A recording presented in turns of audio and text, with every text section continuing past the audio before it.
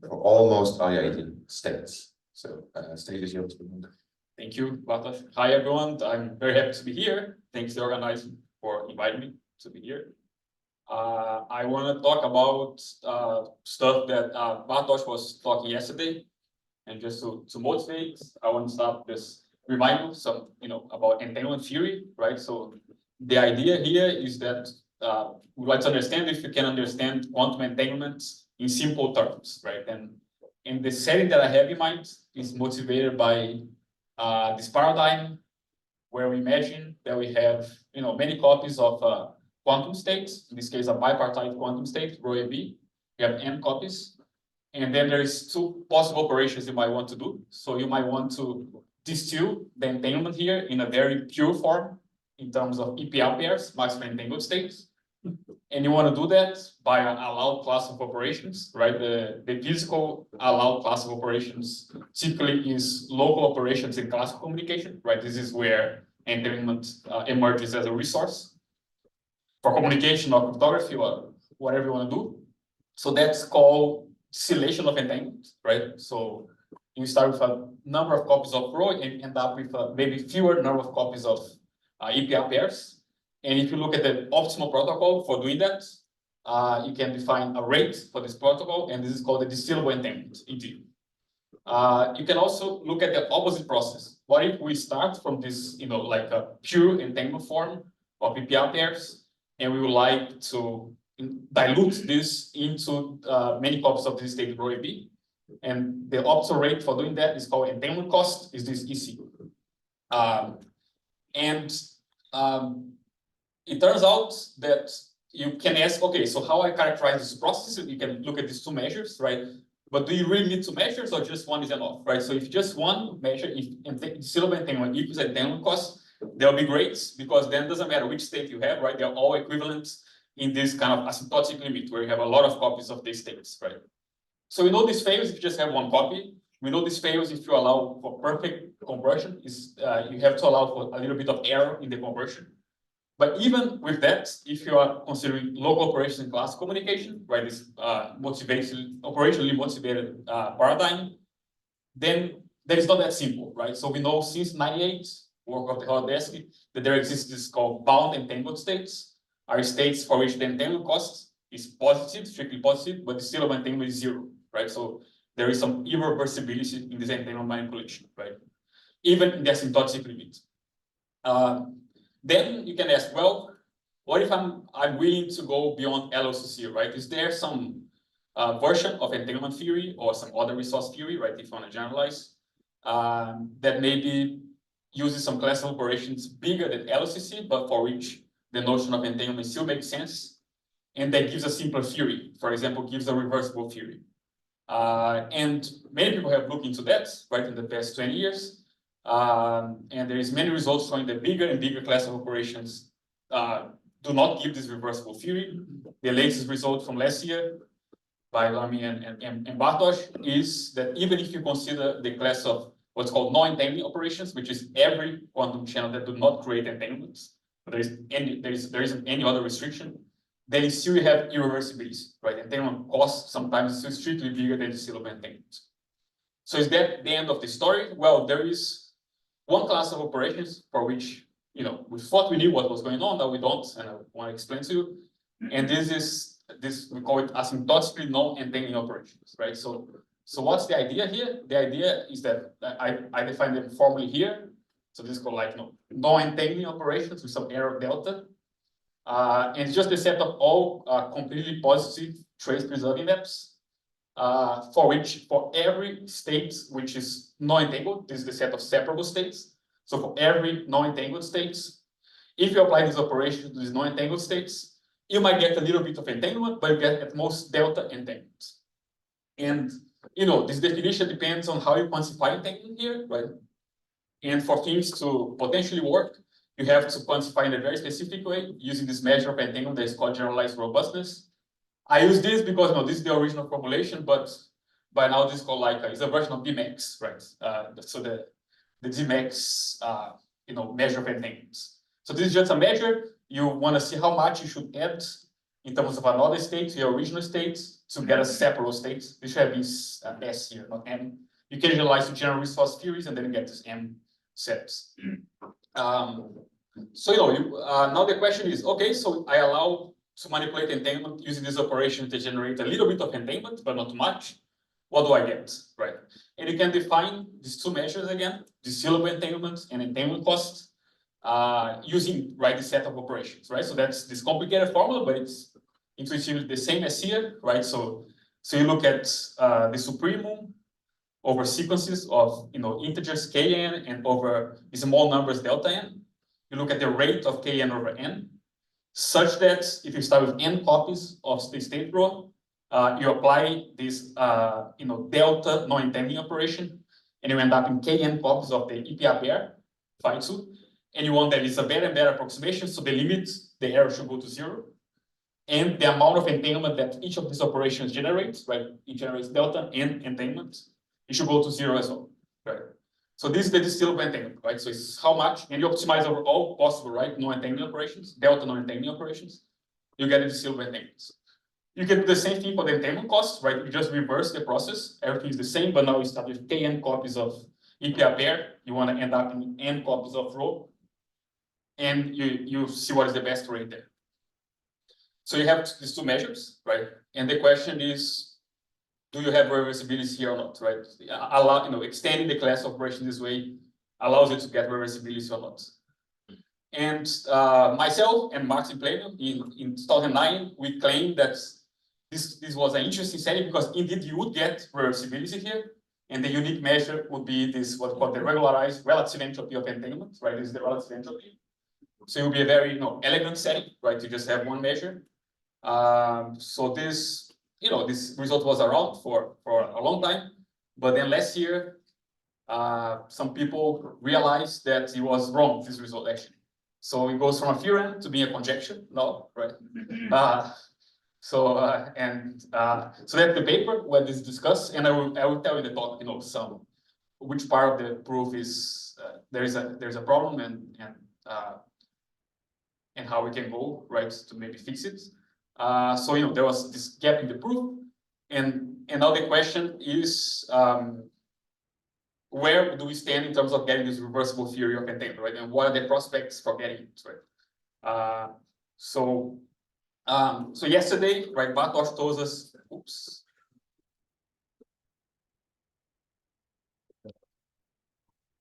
not supported source HDM.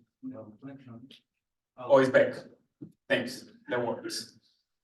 So yesterday we heard about this result, right? That using similar stuff that was in the original proof, but the correct parts, right? I guess you can get the reversibility back, but even with the right measure, but then for probabilistic protocols, right? And of course, probabilistic protocols is not really reversible, right? It's only reversible with some probability.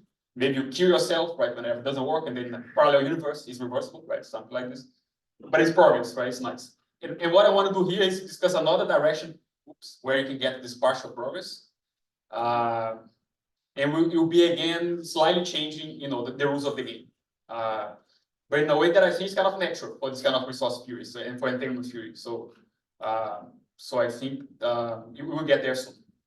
Now, to explain to you how how this result was attempted to be proved, right? Like more than 15 years ago, and how 15 years ago more or less, right? And how we can try to get a new result out of it. Let me explain an important part of the proof, which was this relation to hypothesis testing, right? So our paper made this connection of the previous problem of this reversible theory of entanglement to hypothesis testing of an entangled state versus some arbitrary separable state, right? So in terms of picture, the usual hypothesis testing problem, you have two states, rho and sigma, and now you like to make a measurement, and you have many copies of one or many copies of the other, right? It's an asymptotic setting again, and you like to make a measurement and guess if you have the null hypothesis, many copies of rho, or the alternative hypothesis, many copies of sigma.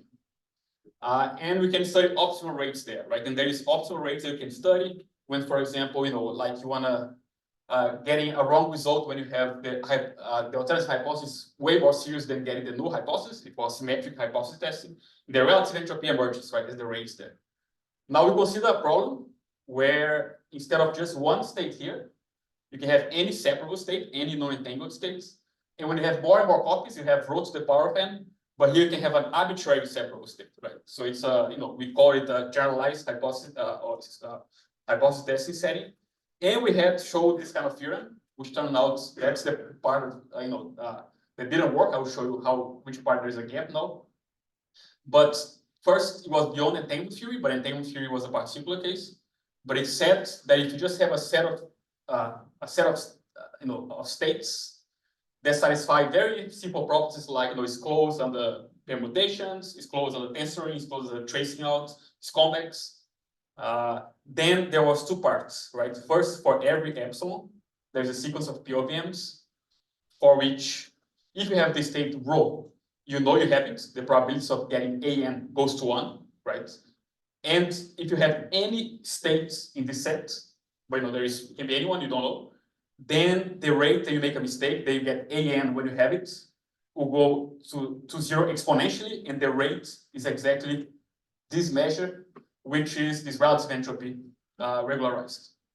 And we also have a strong converse, which is that if you try to get this probability of making a mistake when you have this non-resource state or this separable state with rate bigger than this EM, then the probability of detecting correctly rho goes to 1 asymptotic, right? So then this is really the rate, right? And you cannot do anything better than that, otherwise you have a big error detecting rho.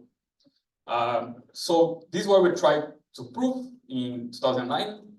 And the relation that I want to explain, Bartosz explained a little bit yesterday, is that the direct part gives you basically that the distillable entanglement under asymptotic non-entangling operations equal this, regularized separable relative entropy of entanglement that I showed in the previous slides. And the strong converse gives the cost part, right? And together they give the result. So it turns out that this is correct, this works. This was what the problem is, and I'll tell you more specific later. But then, there's still a connection. The connection between a reversible theory of any resource that you want and this kind of hypothesis testing problem for the resource, that still holds, that's correct, right? And the claim now that we know is that you have reversibility whenever you can prove this kind of, Stein's lemma result for the particular resource. And for many resources, we know how to do that, right? In this paper that we wrote last year, we give some examples. But for entanglement in particular, we don't know how to show that, right? Because separable states, they can be, correlated among the many copies, and that creates problem for you. So since this all emerged, there has been a lot of excitement in this area, at least on Twitter, right? So Martin put this. He offered this beautiful rock, right, from Ulm, for whoever can prove the conjecture. I think it's a great motivation for working on it. Then Marcus said that actually, if the conjecture is proved wrong, he'd give an X to break the rock, which is even cooler, right? So maybe that's what we should be trying to do. And Marius, but I don't know, he didn't offer the X. I don't know if Marco agrees with that, but Marius said, well, if it's a joint paper, we also break the rock. So it's pretty cool. Then actually new people start working on this problem, right? So there was this announcement that the rock, he said that he's going to Harvard to pursue a degree in mathematics. So he told his surprise fan that my biggest dream since childhood has been always to turn the generalized quantized lemma into Rock's theorem. So and after I saw that, I was impressed, and yeah, he has a rock solid, right, like CV for doing that. So let's see what he can come up with. All right, so what is this new result that I want to tell you? I want to tell you a version of this result that turns out to be wrong, that I think is correct. And to do that, we have to look at this concept that is called almost power states or almost-iid states. So that was something that Renato Renner introduced, I think, in 2007, I guess, for like QKT and stuff like this. Then actually didn't find many applications because there was other better techniques for the original problems, like post-selection technique, stuff like this, But it's still they're very interesting, and I want to tell you what they are. And the way to think about in a picture is that you usually have this I decel, right, where you have many copies of the same states. But now suppose that you do have decel, but now for R copies of the Hilbert space, you're allowed to put whatever state you have there. You just have a defect there, okay? So that's almost it, because now this defect can also be delocalized, right? So now you can have a convex combination where you have a defect here or the defect in another position, right? And you have to, take the average over all of them. So this will be this example, right? Where you have your state on n minus r copies. You have a defect on r copies. You have a permutation over all the n copies, and you take the expectation over all permutations. There aren't so many terms, right? There is only like 2 to the n times binary entropy of Rn, right? Because there is if you change these two copies, nothing happens. If you change this, nothing happens. And we assume this permutation is symmetric, so for simplicity, we don't have to. So that's, this is like an easy way to explain this almost-iid states. And if this was all of them, actually, life would be much simpler. But it turns out that like that, they are not directly useful for us. We have to allow actually to apply a similar concept to a superposition of the states, and that actually complicates things a bit. But let me show you what is the definition there. So now imagine that start with a pure state. You have a pure state theta, and you have R between 0 and n. Define a set of nr-id states in the state theta as the set V, right? It's just the set where you have n minus r copies of theta. You have a psi r, which can be whatever. And then you apply a permutation, and it can be in any position, so you have a permutation here labeling them, right, of the copies. Then you can define the set of almost power states in theta, right, which is a set of pure states for now, which is just, the span of all these guys, right, all the guys where you have theta on n minus r copies, and you have some defect on the r copies, but where also they are also symmetric, okay? So it's important to be symmetric. So that's a nice set of states. But now what do we do for mixed states, right? So we say that a mixed state rho n on n copies is an almost power states along sigma. If there is a purification of rho n, psi, where you purify each one of the n copies, right? Such that, psi is an almost power states for some purification theta of sigma, right? So basically it's what I explained before, but you have to purify everything, right? And then consider the symmetric states in the purifying states space. So this is of course a particular example, right? Where the purification cannot be trivial, but it can be more complicated than that. So what is the result? The result that I think we can show is that now given every row, you can find a sequence of integers, rho n, which is sublinear, right? So this is like the defect size in this previous definition. So this goes to 0 asymptotically, so it's sublinear in n. And in a sequence of states rho n, such that they are Rn almost power states in rho, such that the entanglement cost equals the distributable entanglement under the same class of operations from before. This is asymptotically known entangling operations.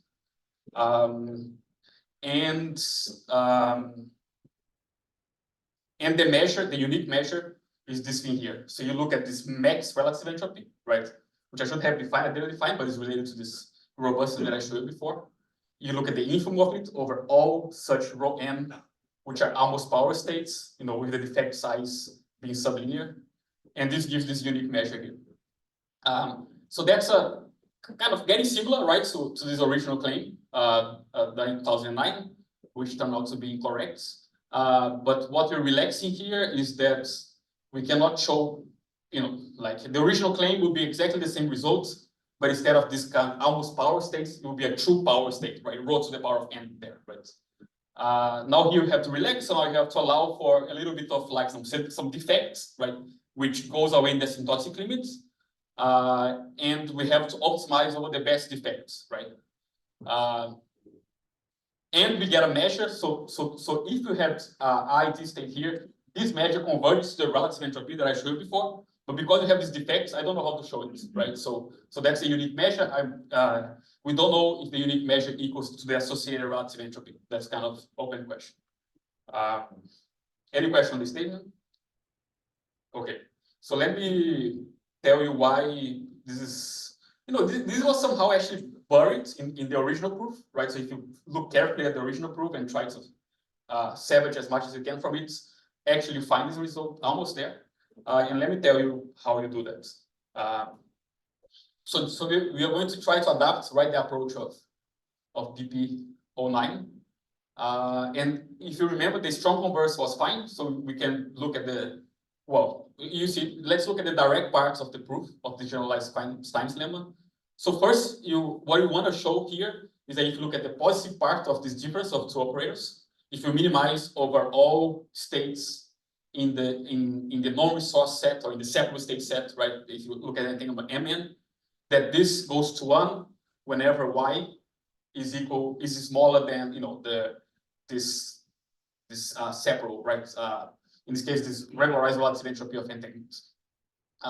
So this you can just do you can do min-max theorem, right, to show that this is equivalent to this direct part of the Stein's lemma. It's it's a few lines. And the way that we originally tried to prove this was considering the reverse. So we wanted to show that assume that this limit, right, goes to a number which is strictly smaller than 1. Then we want to show that y would have to be bigger or equal than is separable, right? And if you show that, then you get the claim. And the way to do that was a few sequence of results. All of them that I wrote here, they were correct. So I'll just explain to you. And you have to believe me, part of them, right? But they all make sense, kind of. So first, we could show that if that's the case, if this limit goes to nu, then actually you can find a symmetric state by n, such that the fidelity of the symmetric states with n copies of rho is bigger than this mu. Okay.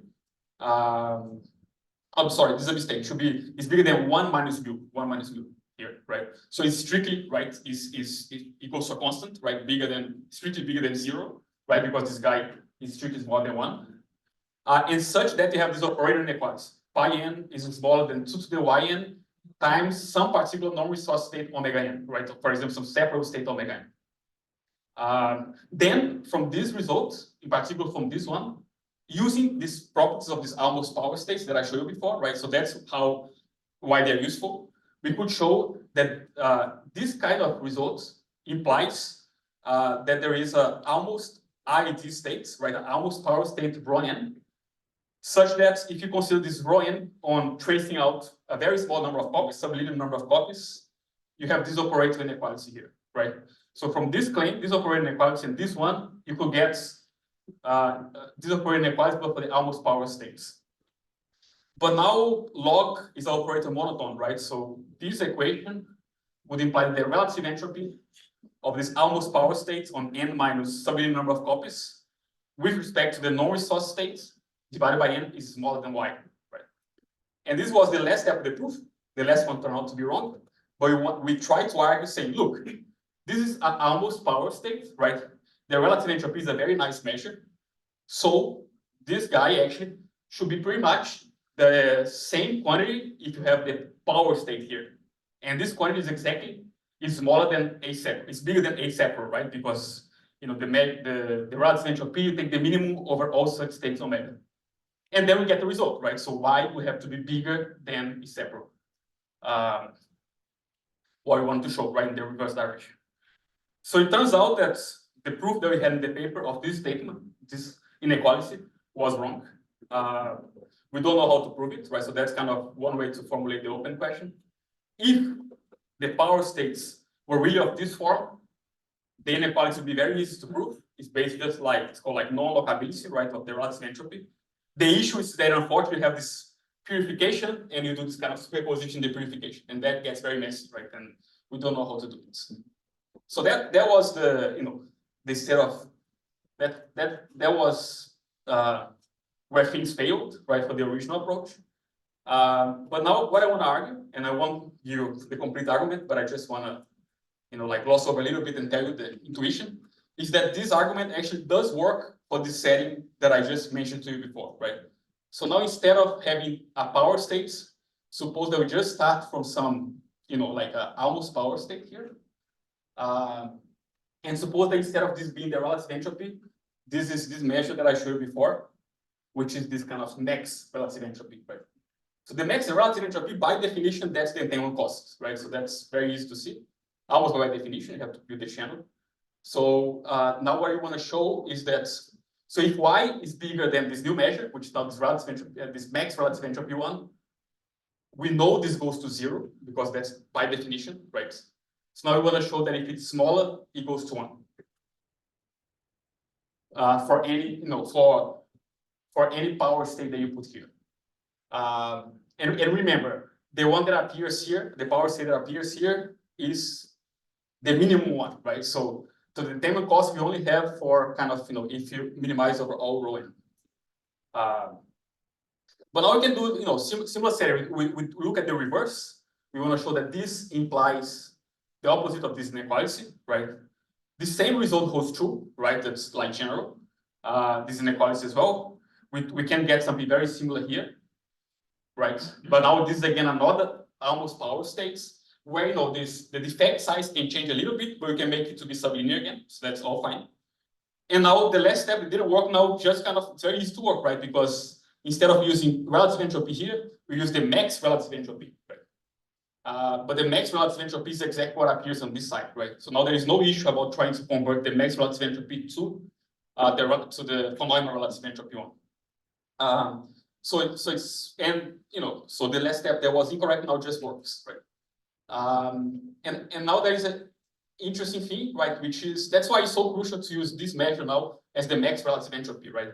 Because the max relative entropy gives you the entanglement cost, and then you go directly from having strong converse, right, or having direct parts to relate this guy to the max relative entropy, which is the right quantity. So that's very roughly, right, what's the argument. It was pretty much there, right, but you have to redefine things in the right way and just look carefully at it. And I hope to have some note on this sometimes. I have to talk more about this offline. So let me conclude. So we can get a reversible theory of resources again, right? If you relate the original iid setting that was considered to this almost-iid setting, right? So again, the claim now is that there is a sequence of almost-iid setting where you have no control over the defects, right? What it is and its size is just sublinear. That gives this reversibility again. There is another way to get this reversibility back, right? Which Bartosz presented yesterday, where you consider probabilistic operations, right? So these are all nice, but if you want to get this rock, right? Very nice rock from Ulm, then we should try to prove the original, right, claim from 2009, which I think is still very interesting. I don't have any idea how to do it, right? But I think it's a very good open problem. And with that, I thank you for your attention.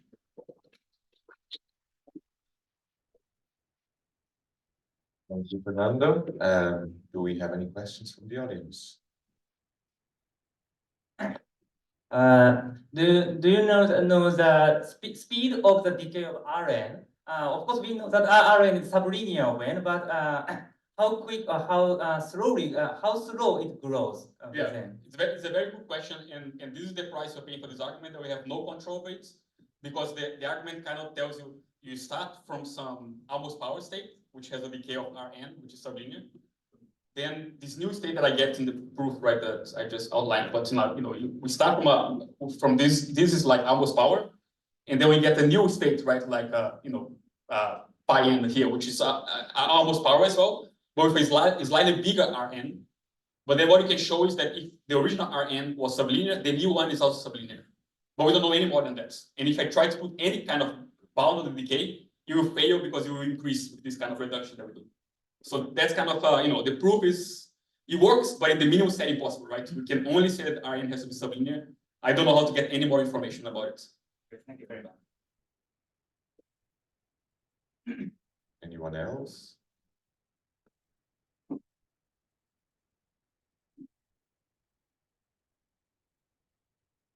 I was wondering if these two approaches, the non-iid approach and probabilistic approach, are kind of related. Just like maybe one of them is stronger than the other one, or completely different. It's a good question. Let me see. It would be nice, right? For example, if from the almost power states you could measure something and get, right, with some probability a perfect power state, right? But I don't know how to do that. So yeah, as far as I know, yeah, from what I know now, they're not related. But it would be interesting to think about that more.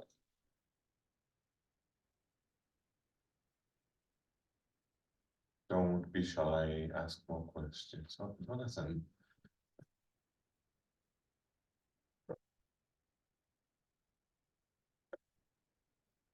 What would make you happy in terms of like a setting where you get reversibility? Like, is the like what's for you is the main goal in terms of what kind of, yeah, maybe that's the question. Like what like some of these changes seem physical, some less physical, and I'm just wondering what your criteria would be. Is it just any kind of, we just want to find one set of class of operations where, or one setting where we get reversibility, or there? Well, that'll be the first question, right? If there is any setting, right? Maybe there wasn't any setting, right? So now there's like two options for, right, a setting at least, right? So now you can, then the next question is, what is the, what is the most physical set, right, of the most physical paradigm for which you can get this reversibility, right? So in that sense, I think there is something interesting here, because if you think about this analogies with thermodynamics that we like to do on these resource theories, right? I don't think that this almost power states, they're kind of natural, right? So it's natural to have some, like a defect there, right, ID setting.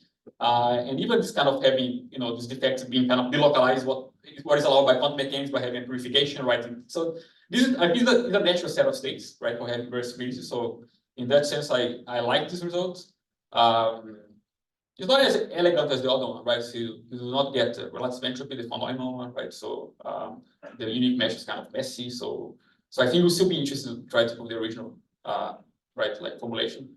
But I do think that if the question is just, is there some, paradigm which is physical enough, right? This is all a little bit non-physical, right? Because the set of operations is always, right, like, it's not LCC, it's not operationally motivated, right? But it's just trying to get something that makes some sense. I think this gets close to it, right? So But let's say we have irreversibility, either because we want to do LOCC or some other reason. Then with then what is the role for the relative entropy in that case? It's still an elegant measure, it's still there. Does it have a physical interpretation if you don't have reversibility? for the relative entropy, well, I think then it's just a nice monotone, right? But only you have reversibility, more than nice. I mean, because if you have reversibility, what is nice is the unique monotone, right?